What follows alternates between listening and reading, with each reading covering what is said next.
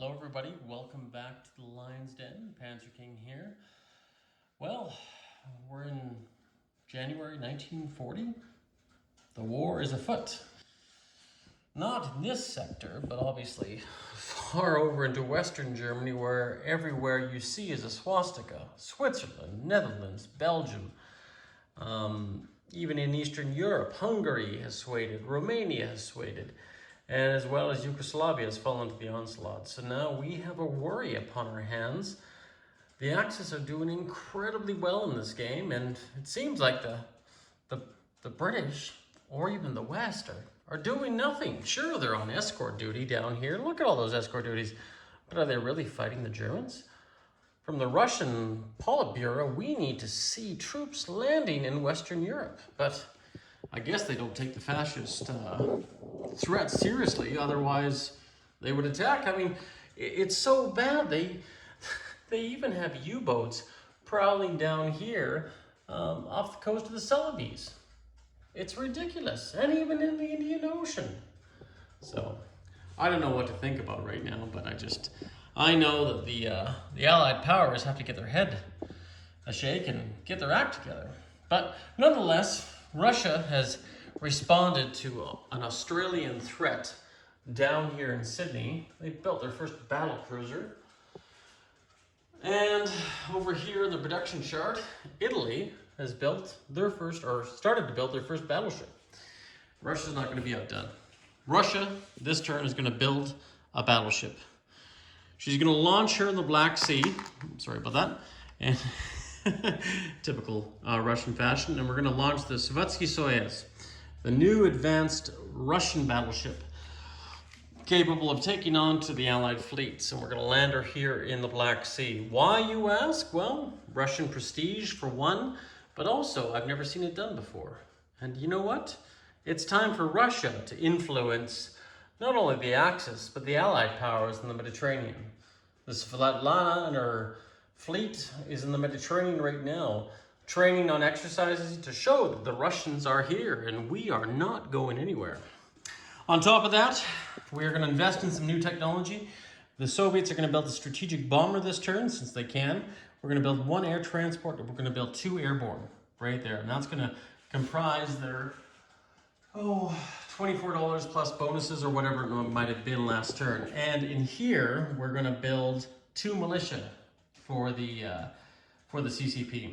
No Lend-Lease this turn, but that's what we're going to do this turn. So that is our plan, and we'll see. And we also have our Sleeping Bear role here, as well as our Influence role here for China. So nonetheless, I can't remember if we're supposed to do this in the beginning or the end. It really doesn't make a difference. I think we'll do it at the end. We're also have 6 tech rolls because of our Molotov rooftop pack plus our extra factory. Here's what we're going to go for here, guys.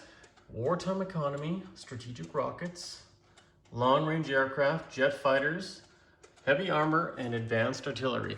And wouldn't you know it, over here, we got everything set up. This used to be organized, but my son came in and said no. No, don't like it. That's his new slogan. Okay, guys, so everything is color-coded here with their numbers, hopefully, if I'm right. Definitely my son was here. Sorry about that. Okay, let's do it. All right, so I think we got this one, and we got this one. Just 2. Oh, wait, no, we do have 3. So 3 out of 6, I guess, is par for the course. So we have moved on with long-range aircraft, advanced artillery, and jet fighters, it looks like. So a 1, a 4, and a 6. We can move to the next stage. So we got 1. Oh, look at that. We actually have advanced artillery, and we could start building it this turn. We're not going to. We're going to stick with our buys. And was it? Sorry. Long range. Oh, sorry. Jet fighters. That's right. I do apologize. Sorry, guys. So there you go.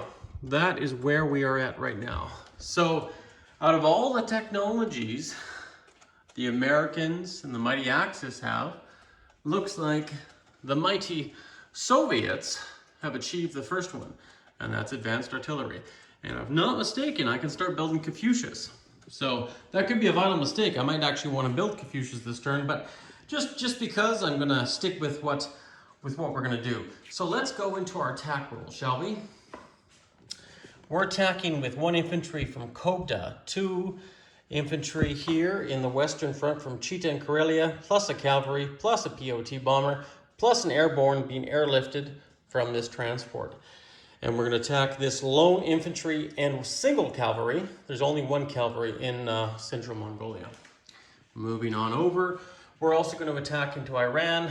2 cavalry, 2 infantry, a tactical, and a fighter attacking that 1 lone Iranian. Keep on moving over. We're going to attack eastern Poland with 3 motorized infantry and a guards unit plus a fighter. On top of that, we're going to move into Lithuania with this guards unit, this motorized, and this, well, I guess we don't really need to actually move in. We can literally just take in a motorized and take it over. Because as per Molotov-Ribbentrop Pact, Baltic states fall as ordered. So that will become a motorized. We'll put a red chip under there, and we might just do that at the end just to confirm that. And that does move the Russian income up 1 because it is worth 1. So we're going to move over here 24 to 25. Let's, I guess it doesn't matter, let's start with the Central Mongolian campaign. And I believe I have those dice set up over here.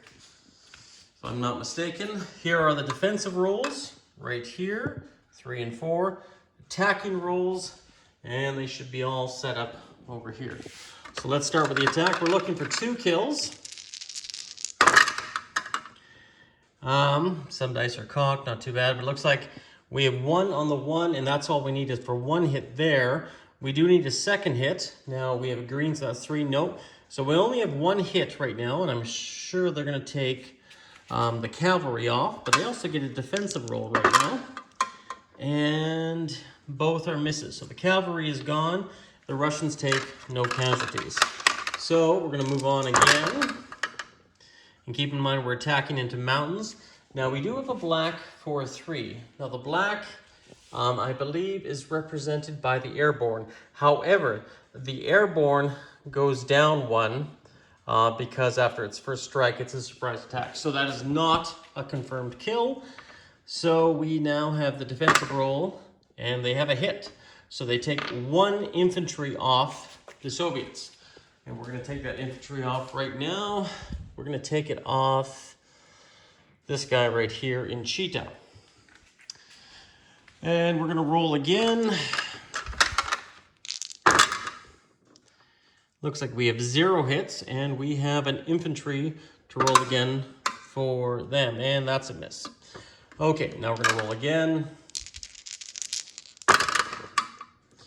We have 0 hits once more, and then, actually, no, I'll just take this one.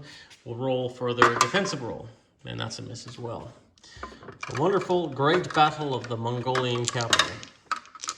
Let's roll again, everybody. And I believe that's all misses. And their defensive roll. That is a hit. Once again, 1 more infantry is lost. Off of Mongolia. Not doing too well this turn. We're going to take the infantry out of Kobdo. We are attacking into mountains, so we got to keep that in mind. And we have a hit. This is our cavalry attacking. I believe, yes, it is. So now we have a defensive roll.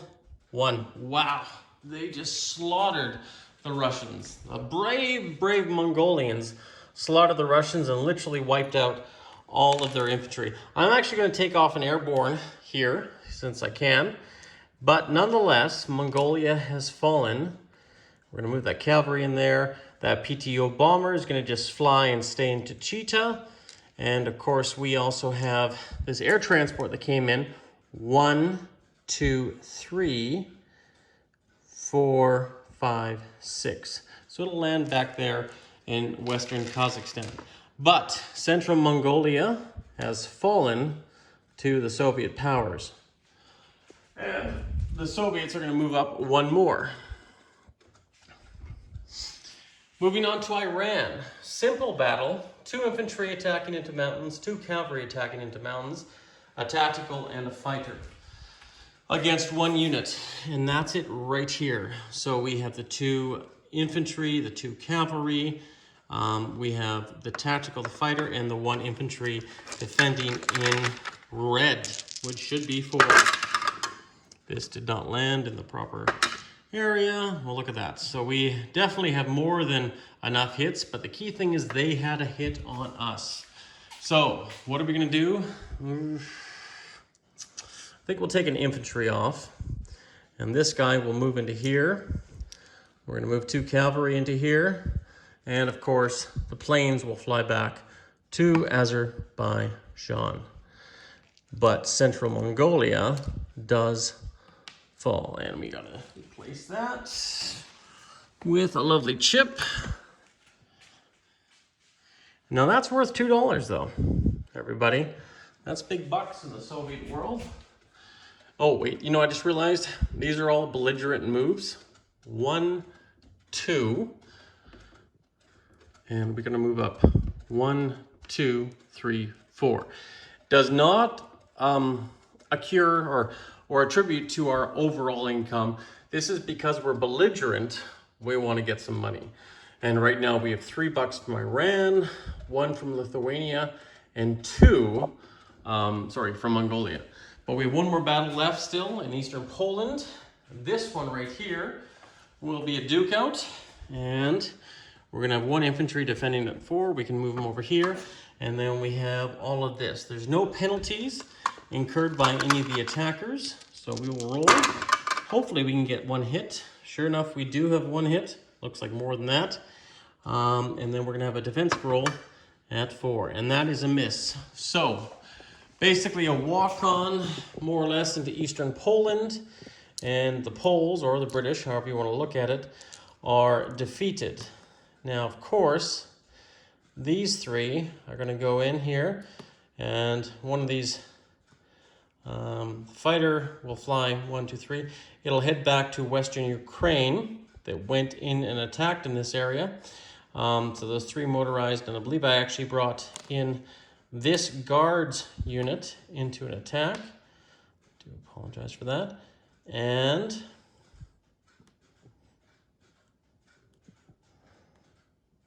one of these guards units are going to be upgraded, as well as the Soviet Union will also go up 1 in value.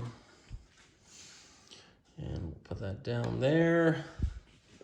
We're going to make sure we mark this income because of our belligerency.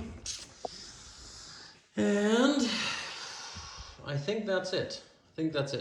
Just going to make sure that one of these guards units get a promotion. So that is good to see. And we'll update that as the turn progresses. But of course, we're not done yet. We're going to put that one down in Lithuania. So now we have fulfilled the Molotov-Ribbentrop Pact. We have the Baltic states, we have Luhansk and Eastern Poland.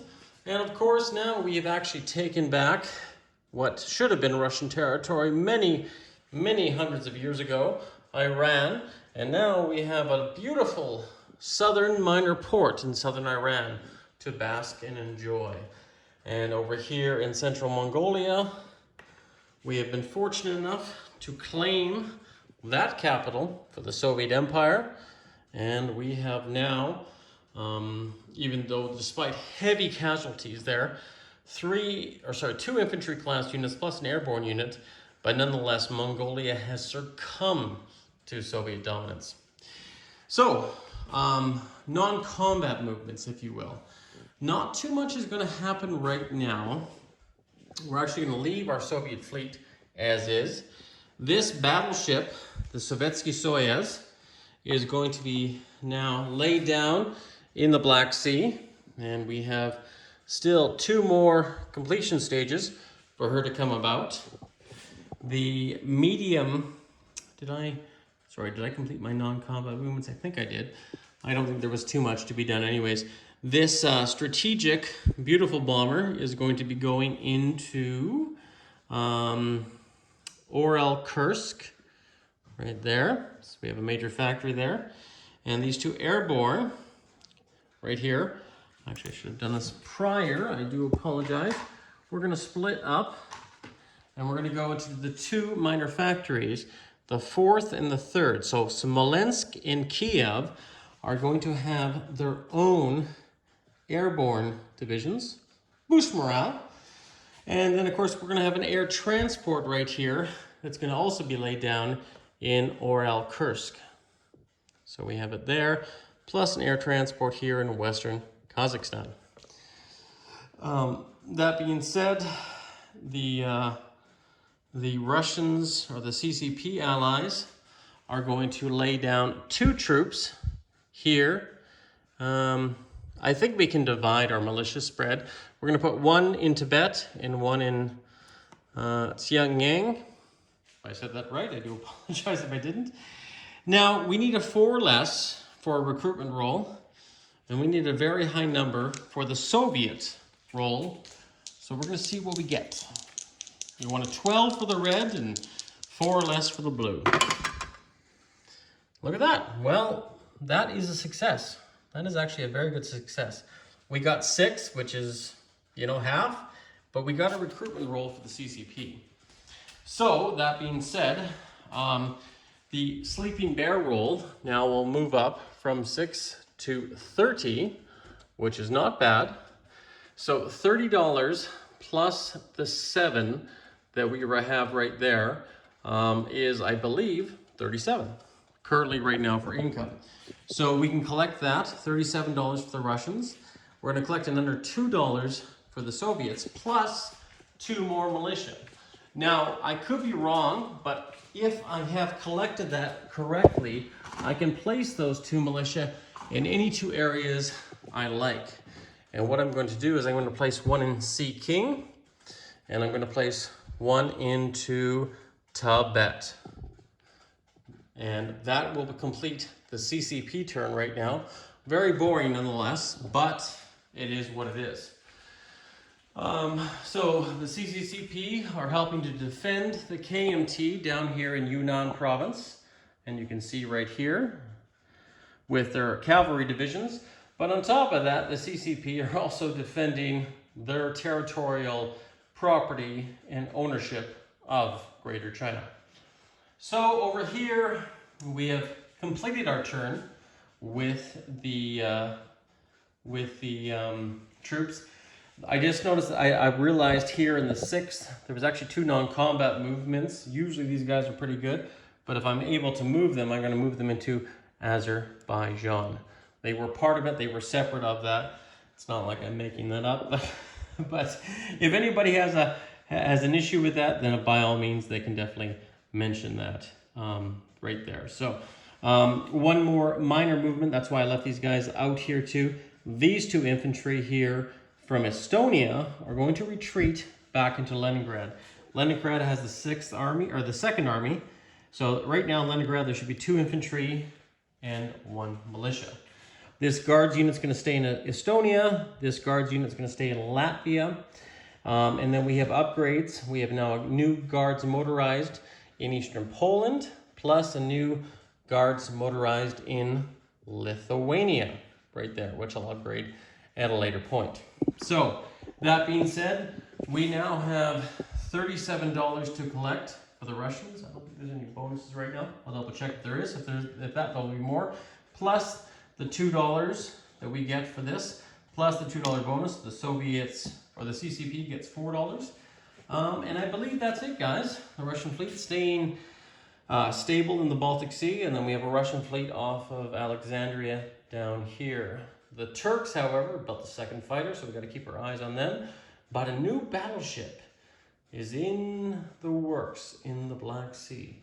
We'll see what happens. Many controversies, I'm sure I know, but I've never seen Russia build a battleship.